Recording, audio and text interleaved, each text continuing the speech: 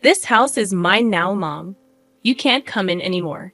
Your key won't work, so you might as well throw it away. My daughter laughed when she saw me holding the key. My things were piled up by the door. I didn't understand why my daughter was treating me like this, especially when I was still sad about my husband's death. I felt lost and confused. My name is Susan, and I'm 60 years old. My husband died recently after being sick for a long time. Many people came to his funeral and shared memories of him. We said goodbye to him with smiles instead of tears, just like he would have wanted. But even with all the support, I still felt very sad. We have a daughter named Emily. She got married and moved far away. And we haven't seen her much lately, even during holidays. She left quickly after briefly coming to her father's funeral. Before Emily got married, she was very close to us. She always said she couldn't stand the idea of living far away from us, even though we encouraged her to live independently after finding a job. She believed that meals tasted better when the family ate together. I usually came home late from work, so we made sure to have meals together on my days off. Maybe Emily said this to cheer up her father, who was getting weaker because of his illness. We were really happy and thankful for Emily's thoughtfulness. Then, Emily suddenly told us she was getting married and quickly got the marriage paperwork done. After that, she left our house in a rush. We were confused by her sudden decision. We only met her partner once and had a brief conversation with them. It seemed like they truly loved each other, and we only wished for Emily's happiness without interfering in their relationship. However, a few months after getting married, Emily stopped talking to us altogether. We worried a lot and kept sending her messages and calling her every day to check if she was okay. But she didn't reply to any of our messages or calls. Finally, when she did answer, she sounded annoyed and told us to stop bothering her. She even joked about only talking to us if we sent her money. During the day, she sounded like she was drunk and slurred her words. My husband heard all of this and just sighed deeply. Emily's behavior seemed to be influenced by her husband, Ole. After that, my husband never brought up Emily again. Some years later, Emily shamelessly asked us for money because she was having financial problems. That was the last time she and her father saw each other. Over the years, my husband and I made many memories together. We traveled and picked up new hobbies whenever he was well enough. Eventually, my husband passed away. When I came back home from his funeral, I was shocked to see movers directed by Emily piling up my belongings outside. She told them to just stack everything in a corner. When she saw me, she said, "Well, Mom, this isn't your home anymore. I've packed up your things. You'll have to find somewhere else to live before it starts raining and everything gets wet." Emily, why are you doing this? What's going on? Please, tell me what's happening. I was just so confused, not understanding anything. What's there to explain? You already know, don't you? This house is supposed to go to Emily after me. Don't act like you don't get it. Emily said this, and then a big man stepped out from behind her. It was because of him that Emily changed. His name is Ali, and he's Emily's husband. Meeting him changed Emily completely. We were introduced to him as a regular guy who worked at a company. But later we found out he was involved in shady business stuff. When we learned about this, we couldn't understand how our honest Emily ended up with someone like Ali, and we were really worried. Emily and Ali kept us away from them, but a few years ago, they suddenly came to our house and shamelessly asked my husband for money. It shook me deeply, but my husband stayed calm and mentioned a will that even I didn't know about back then. It clearly said that this house would go to Emily and everything else to me. Now that Dad has passed away, the house belongs to Emily, so outsiders should leave quickly. You have no right to live here. Don't pretend you've forgotten. Ali kicked my things aside and sneered, but you can't just show up here all of a sudden. Seeing my stuff piled outside, I didn't know what to do. I felt completely lost. Now, Ole, don't be so harsh. Mom shouldn't stay here, but we're still family, right? Emily said this as she came closer to me while I held onto the key. Don't be so sad. You'll always be my mom. You can use this key to come to the house anytime. Don't feel too down. Then she took the key from my hand and threw it as far as she could. What's the matter with you? The key flew through the air and disappeared. I was shocked by Emily's unexpected action. Turning back to her, I said, "I'm sorry about that." Upon closer inspection, I realized that the key was already useless. I forgot we changed the locks earlier. There was no point in you holding onto it, so I threw it away for you. Don't act like I've done something terrible. It's not that big of a deal.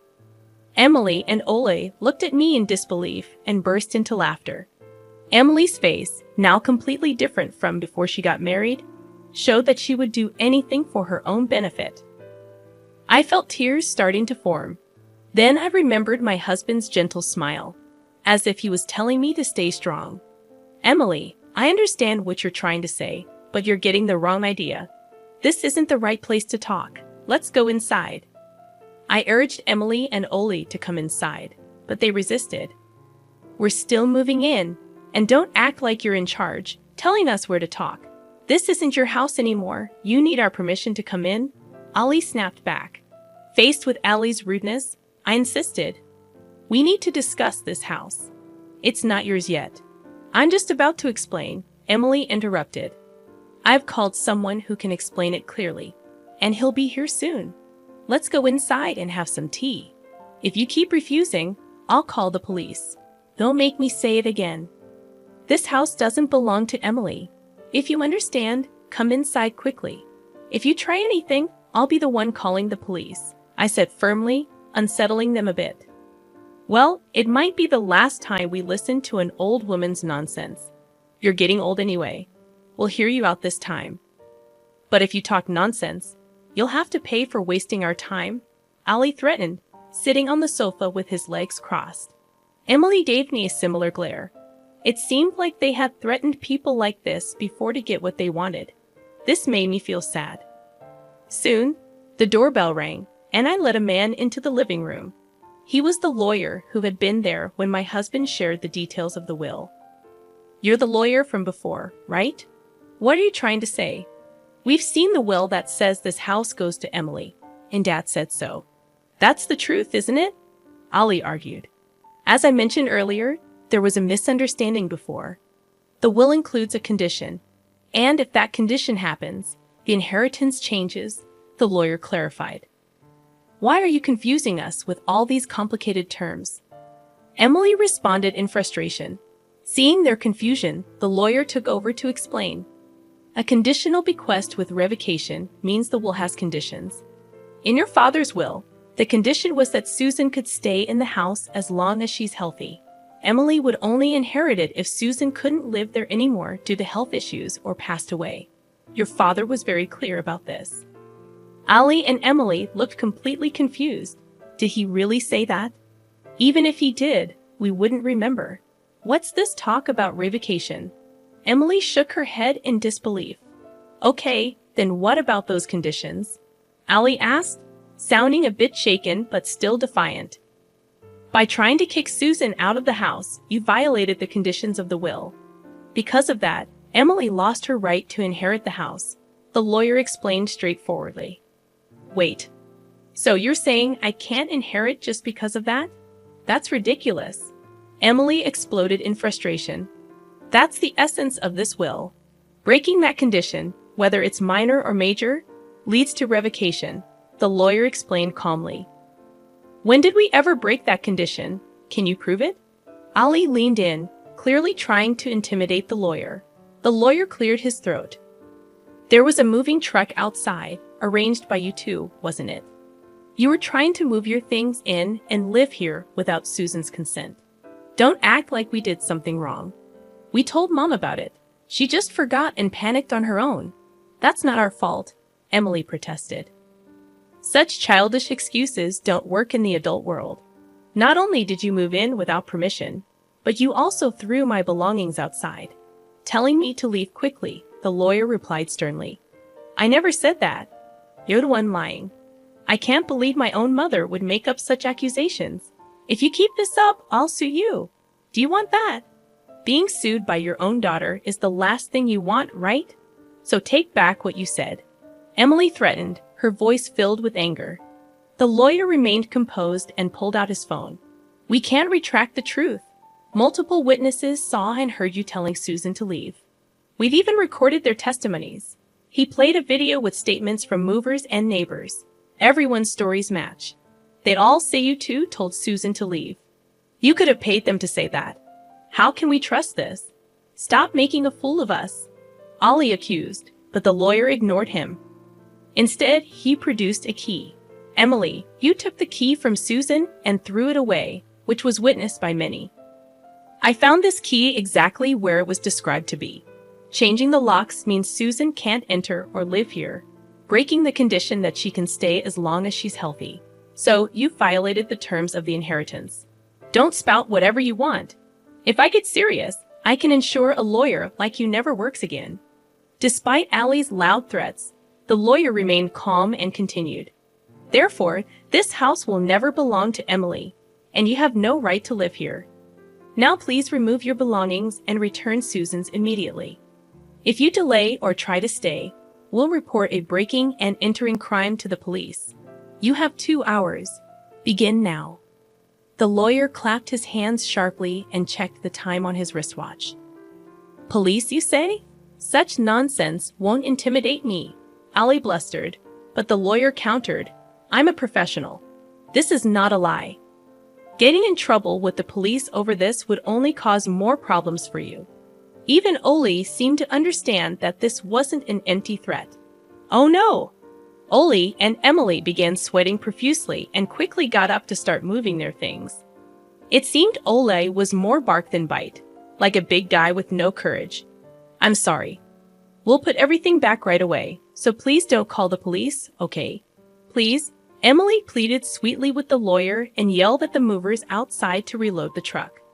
But they refused, saying there was no such agreement. In the end, Ollie had to rent a car and somehow managed to load their belongings. Just loading isn't enough. You must put everything back the way it was. If Susan's belongings are damaged or dirty, clean them up. Any damage, and we'll report property damage and seek compensation, the lawyer reiterated, pushing Ollie and Emily to restore everything within 2 hours after loading their belongings. After loading their belongings, Emily tearfully asked Ollie, "Now that we've packed up, what do we do?" "How should I know? It's because of your dad's strange will," Emily sharply retorted, blaming Ollie for not paying attention to the will properly. Despite their argument, they drove off, leaving the scene. I thanked the lawyer profusely and returned to my home filled with memories of my husband, feeling relieved. Later, I heard that Ollie and Emily had caused trouble in their previous town and moved to our house, almost like a secret escape. They had targeted me for inheritance money, but now they were gone. Emily, staying with Ollie, seemed destined for a life of repeating mistakes. It pained me, but it was the path Emily chose. If they ever regretted their actions and wanted to live honorably, I'd be willing to help. My husband had mentioned something like this. For now, I'll enjoy my time in our shared house, perhaps even trying skydiving, something my husband had wanted to do. Looking up at the stars in the night sky, I felt my husband encouraging me, and I